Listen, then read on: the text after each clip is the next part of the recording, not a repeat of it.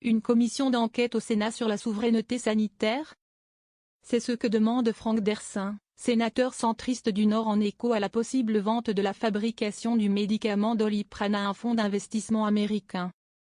Ce projet fait grincer des dents. Des discussions ont lieu entre Sanofi et CDR, un fonds américain, pour céder Opella, la filiale de médicaments qui commercialise le Doliprane.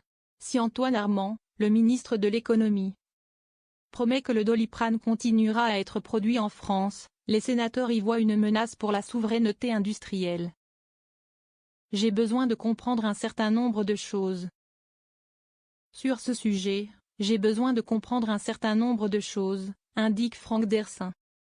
Il y a beaucoup de questions auxquelles je n'ai pas de réponse, poursuit le sénateur Horizon qui demande une commission d'enquête sur la question de la pharmacologie et de la souveraineté médicamenteuse. L'élu du Nord veut recevoir très rapidement, au Sénat, mais aussi à l'Assemblée nationale, le patron de Sanofi, Paul Dawson. En fonction de ces réponses, Franck Dersin s'engage à prendre les mesures qu'il faut pour sauver la souveraineté du secteur. Valérie Boyer acquiesce. Cette commission d'enquête est absolument nécessaire, admet la sénatrice LR. Le président avait dit sur tous les tons qu'il fallait réindustrialiser la France, qu'il fallait du matériel, qu'il fallait s'autonomiser en matière d'industrie pharmaceutique, rappelle-t-elle.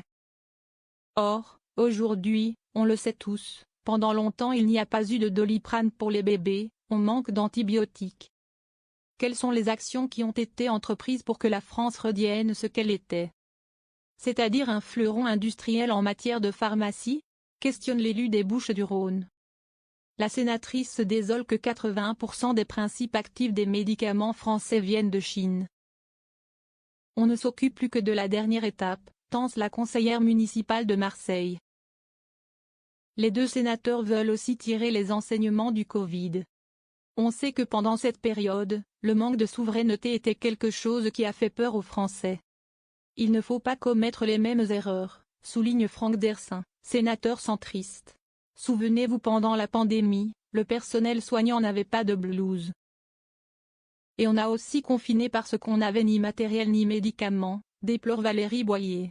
Et de conclure, c'est là aussi qu'il faut demander des comptes.